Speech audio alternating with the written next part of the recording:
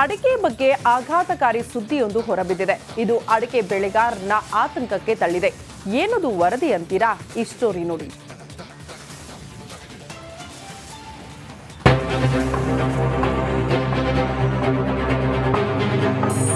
ಅಡಿಕೆ ಬೆಳೆಗಾರರಿಗೆ ಒಂದಾದ ಮೇಲೊಂದು ಸಂಕಷ್ಟಗಳು ಎದುರಾಗುತ್ತಲೇ ಇವೆ.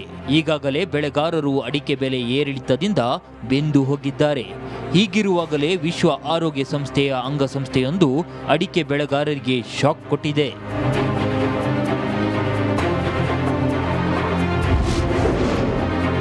ಅಡಿಕೆಯಲ್ಲಿ ಕ್ಯಾನ್ಸರ್ ಕಾರಕ ಅಂಶ ಪತ್ತೆ. ಅಡಿಕೆ ಬೆಳೆಗಾರರಲ್ಲಿ ಶುರುವಾಯಿತು ಆತಂಕ. Yes, international for research and cancer ಸಂಸ್ಥೆ ಅಚ್ಚರಿಯ ಅಂಶವೊಂದನ್ನು ಬಿಡುಗಡೆ ಮಾಡಿದೆ. ಈ ವರದಿಯಿಂದ ದೇಶದಲ್ಲಿ ಅತಿ ಹೆಚ್ಚು ಅಡಿಕೆ ಬೆಳೆಯುವ ಕರ್ನಾಟಕ, ಆಂಧ್ರ, ಕೇರಳ, ತಮಿಳುನಾಡಿನ ಅಡಿಕೆ ಬೆಳೆಗಾರರಲ್ಲಿ ಆತಂಕ ಮನೆ ಮಾಡಿದೆ.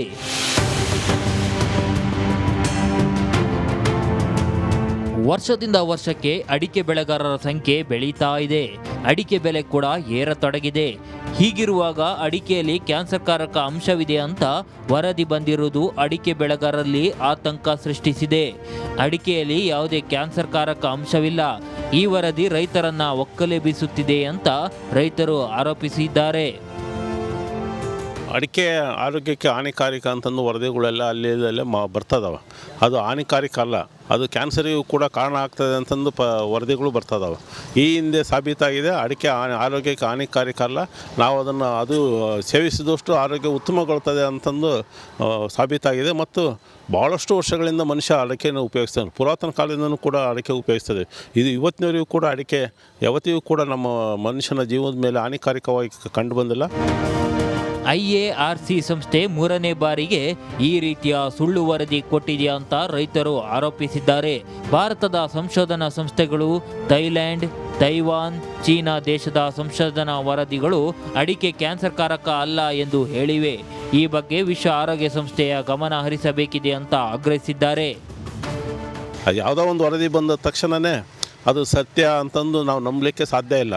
ಅಡಿಕೆಗೆ ಯಾವತ್ತಿಗೂ ಕೂಡ ಮುಂದಿನ 10-20 ವರ್ಷಗಳಲ್ಲೂ ಕೂಡ ಬೇಡಿಕೆ ಹೆಚ್ಚು ಬರ್ತಾಯಿದೆ. ಮತ್ತು ಬೇರೆ ಎಲ್ಲ ವಿಚಾರಕ್ಕೂ ಕೂಡ ರಾಸಾಯನಿಕಗಳನ್ನು ತಯಾರು ಮಾಡೋದ್ರಿಂದ ನಾವು ಅಡಿಕೆಯಿಂದ ಉಪಯೋಗ ಹೆಚ್ಚಿಗೆ ಇರೋದ್ರಿಂದ ಅದರ ಬೇಡಿಕೆ ಯಾವತ್ತಿಗೂ ಕುಸಿಯಲ್ಲ, ರೇಟು ಕುಸಿಯಲ್ಲ ಅಂತ ನಾನು ಹೇಳೋಕ್ಕೆ ಇಷ್ಟಪಡ್ತೀನಿ. ಅಡಿಕೆ ವಿಚಾರದಲ್ಲಿ ಬಂದಿರುವ ಈ ವರದಿ ರೈತರ ಪಾಲಿಗೆ ಆಘಾತ ಉಂಟು ಮಾಡಿದೆ. ಹೀಗಾಗಿ ಕೇಂದ್ರ ಮತ್ತು ರಾಜ್ಯ ಸರ್ಕಾರಗಳು ಯಾವ ರೀತಿ ಕ್ರಮ ಕೈಗೊಳ್ಳುತ್ತವೆ ಎಂಬುದನ್ನು ಕಾದು ನೋಡಬೇಕಿದೆ. ವಿಠಲ್, ರಿಪಬ್ಲಿಕ್ ಕನ್ನಡ, ದಾವಣಗೆರೆ. ಅಡಿಕೆ ಬಗ್ಗೆ ಆಘಾತಕಾರಿ ಸುದ್ದಿಯೊಂದು ಹೊರಬಿದ್ದಿದೆ. ಇದು ಅಡಿಕೆ ಬೆಳೆಗಾರರನ್ನ ಆತಂಕಕ್ಕೆ ತಳ್ಳಿದೆ.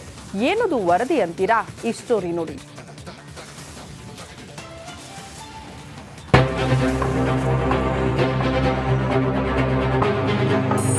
ಅಡಿಕೆ ಬೆಳೆಗಾರರಿಗೆ ಒಂದಾದ ಮೇಲೊಂದು ಸಂಕಷ್ಟಗಳು ಎದುರಾಗುತ್ತಲೇ ಇವೆ. ಈಗಾಗಲೇ ಬೆಳೆಗಾರರು ಅಡಿಕೆ ಬೆಲೆ ಏರಿಳಿತದಿಂದ ಬೆಂದು ಹೋಗಿದ್ದಾರೆ. ಹೀಗಿರುವಾಗಲೇ ವಿಶ್ವ ಆರೋಗ್ಯ ಸಂಸ್ಥೆಯ ಅಂಗಸಂಸ್ಥೆಯೊಂದು ಅಡಿಕೆ ಬೆಳೆಗಾರರಿಗೆ ಶಾಕ್ ಕೊಟ್ಟಿದೆ.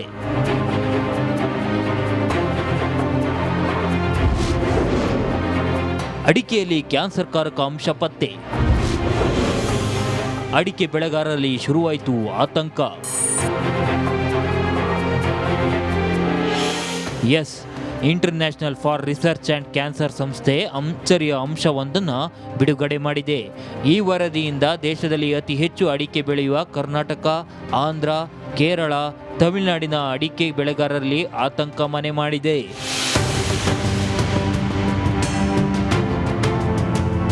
ವರ್ಷದಿಂದ ವರ್ಷಕ್ಕೆ ಅಡಿಕೆ ಬೆಳೆಗಾರರ ಸಂಖ್ಯೆ ಬೆಳೀತಾ ಇದೆ. ಅಡಿಕೆ ಬೆಲೆ ಕೂಡ ಏರತೊಡಗಿದೆ.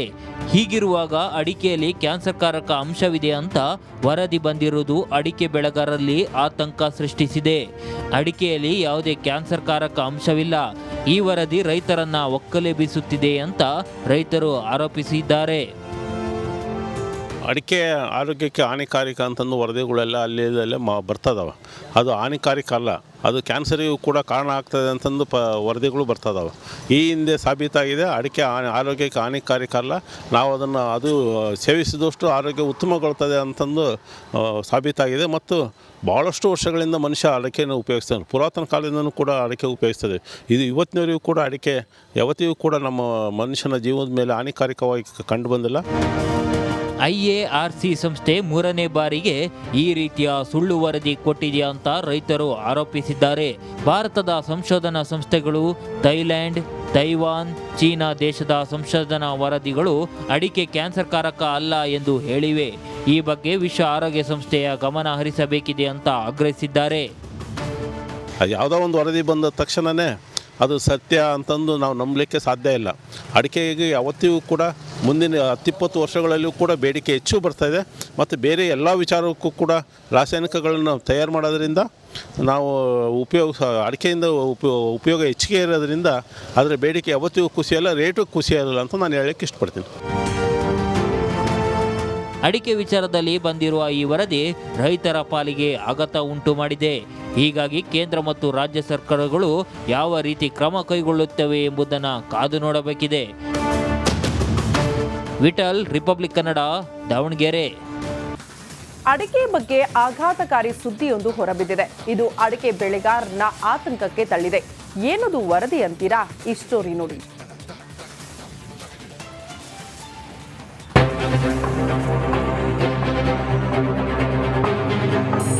ಅಡಿಕೆ ಬೆಳೆಗಾರರಿಗೆ ಒಂದಾದ ಮೇಲೊಂದು ಸಂಕಷ್ಟಗಳು ಎದುರಾಗುತ್ತಲೇ ಇವೆ. ಈಗಾಗಲೇ ಬೆಳೆಗಾರರು ಅಡಿಕೆ ಬೆಲೆ ಏರಿಳಿತದಿಂದ ಬೆಂದು ಹೋಗಿದ್ದಾರೆ. ಹೀಗಿರುವಾಗಲೇ ವಿಶ್ವ ಆರೋಗ್ಯ ಸಂಸ್ಥೆಯ ಅಂಗಸಂಸ್ಥೆಯೊಂದು ಅಡಿಕೆ ಬೆಳೆಗಾರರಿಗೆ ಶಾಕ್ ಕೊಟ್ಟಿದೆ.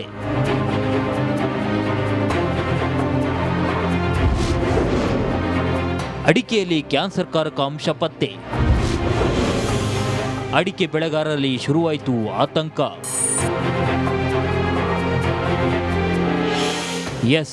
International for research and cancer ಸಂಸ್ಥೆ ಅಚ್ಚರಿಯ ಅಂಶವೊಂದನ್ನು ಬಿಡುಗಡೆ ಮಾಡಿದೆ. ಈ ವರದಿಯಿಂದ ದೇಶದಲ್ಲಿ ಅತಿ ಹೆಚ್ಚು ಅಡಿಕೆ ಬೆಳೆಯುವ ಕರ್ನಾಟಕ, ಆಂಧ್ರ, ಕೇರಳ, ತಮಿಳುನಾಡಿನ ಅಡಿಕೆ ಬೆಳೆಗಾರರಲ್ಲಿ ಆತಂಕ ಮನೆ ಮಾಡಿದೆ.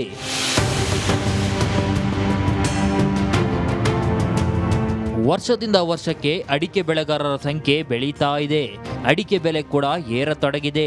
ಹೀಗಿರುವಾಗ ಅಡಿಕೆಯಲ್ಲಿ ಕ್ಯಾನ್ಸರ್ಕಾರಕ ಅಂಶವಿದೆ ಅಂತ ವರದಿ ಬಂದಿರುವುದು ಅಡಿಕೆ ಬೆಳೆಗಾರರಲ್ಲಿ ಆತಂಕ ಸೃಷ್ಟಿಸಿದೆ. ಅಡಿಕೆಯಲ್ಲಿ ಯಾವುದೇ ಕ್ಯಾನ್ಸರ್ಕಾರಕ ಅಂಶವಿಲ್ಲ. ಈ ವರದಿ ರೈತರನ್ನ ಒಕ್ಕಲೆಬ್ಬಿಸುತ್ತಿದೆ ಅಂತ ರೈತರು ಆರೋಪಿಸಿದ್ದಾರೆ. ಅಡಿಕೆ ಆರೋಗ್ಯಕ್ಕೆ ಹಾನಿಕಾರಕ ಅಂತಂದು ವರದಿಗಳೆಲ್ಲ ಅಲ್ಲೇ ಬರ್ತದವೆ. ಅದು ಹಾನಿಕಾರಕ ಅಲ್ಲ, ಅದು ಕ್ಯಾನ್ಸರಿಗೂ ಕೂಡ ಕಾರಣ ಆಗ್ತದೆ ಅಂತಂದು ವರದಿಗಳು ಬರ್ತದವೆ. ಈ ಹಿಂದೆ ಸಾಬೀತಾಗಿದೆ ಅಡಿಕೆ ಆರೋಗ್ಯಕ್ಕೆ ಹಾನಿಕಾರಕ ಅಲ್ಲ, ನಾವು ಅದು ಸೇವಿಸಿದಷ್ಟು ಆರೋಗ್ಯ ಉತ್ತಮಗೊಳ್ತದೆ ಅಂತಂದು ಸಾಬೀತಾಗಿದೆ. ಮತ್ತು ಭಾಳಷ್ಟು ವರ್ಷಗಳಿಂದ ಮನುಷ್ಯ ಅಡಿಕೆಯನ್ನು ಉಪಯೋಗಿಸ್ತಾನೆ. ಪುರಾತನ ಕಾಲದಿಂದನೂ ಕೂಡ ಅಡಿಕೆ ಉಪಯೋಗಿಸ್ತದೆ. ಇದು ಇವತ್ತಿನವರೆಗೂ ಕೂಡ ಅಡಿಕೆ ಯಾವತ್ತಿಗೂ ಕೂಡ ನಮ್ಮ ಮನುಷ್ಯನ ಜೀವನದ ಮೇಲೆ ಹಾನಿಕಾರಕವಾಗಿ ಕಂಡು ಬಂದಿಲ್ಲ. IARC ಸಂಸ್ಥೆ 3ನೇ ಬಾರಿಗೆ ಈ ರೀತಿಯ ಸುಳ್ಳು ವರದಿ ಕೊಟ್ಟಿದೆಯಾ ಅಂತ ರೈತರು ಆರೋಪಿಸಿದ್ದಾರೆ. ಭಾರತದ ಸಂಶೋಧನಾ ಸಂಸ್ಥೆಗಳು, ಥೈಲ್ಯಾಂಡ್, ತೈವಾನ್, ಚೀನಾ ದೇಶದ ಸಂಶೋಧನಾ ವರದಿಗಳು ಅಡಿಕೆ ಕ್ಯಾನ್ಸರ್ಕಾರಕ ಅಲ್ಲ ಎಂದು ಹೇಳಿವೆ. ಈ ಬಗ್ಗೆ ವಿಶ್ವ ಆರೋಗ್ಯ ಸಂಸ್ಥೆಯ ಗಮನ ಹರಿಸಬೇಕಿದೆ ಅಂತ ಆಗ್ರಹಿಸಿದ್ದಾರೆ. ಯಾವುದೋ ಒಂದು ವರದಿ ಬಂದ ತಕ್ಷಣವೇ ಅದು ಸತ್ಯ ಅಂತಂದು ನಾವು ನಂಬಲಿಕ್ಕೆ ಸಾಧ್ಯ ಇಲ್ಲ. ಅಡಿಕೆಗೆ ಯಾವತ್ತಿಗೂ ಕೂಡ ಮುಂದಿನ 10-20 ವರ್ಷಗಳಲ್ಲೂ ಕೂಡ ಬೇಡಿಕೆ ಹೆಚ್ಚು ಬರ್ತಾಯಿದೆ. ಮತ್ತು ಬೇರೆ ಎಲ್ಲ ವಿಚಾರಕ್ಕೂ ಕೂಡ ರಾಸಾಯನಿಕಗಳನ್ನು ತಯಾರು ಮಾಡೋದ್ರಿಂದ ನಾವು ಅಡಿಕೆಯಿಂದ ಉಪಯೋಗ ಹೆಚ್ಚಿಗೆ ಇರೋದ್ರಿಂದ ಅದರ ಬೇಡಿಕೆ ಯಾವತ್ತಿಗೂ ಕುಸಿಯಲ್ಲ, ರೇಟು ಕುಸಿಯಲ್ಲ ಅಂತ ನಾನು ಹೇಳೋಕ್ಕೆ ಇಷ್ಟಪಡ್ತೀನಿ. ಅಡಿಕೆ ವಿಚಾರದಲ್ಲಿ ಬಂದಿರುವ ಈ ವರದಿ ರೈತರ ಪಾಲಿಗೆ ಆಘಾತ ಉಂಟು ಮಾಡಿದೆ. ಹೀಗಾಗಿ ಕೇಂದ್ರ ಮತ್ತು ರಾಜ್ಯ ಸರ್ಕಾರಗಳು ಯಾವ ರೀತಿ ಕ್ರಮ ಕೈಗೊಳ್ಳುತ್ತವೆ ಎಂಬುದನ್ನು ಕಾದು ನೋಡಬೇಕಿದೆ. ವಿಠಲ್, ರಿಪಬ್ಲಿಕ್ ಕನ್ನಡ,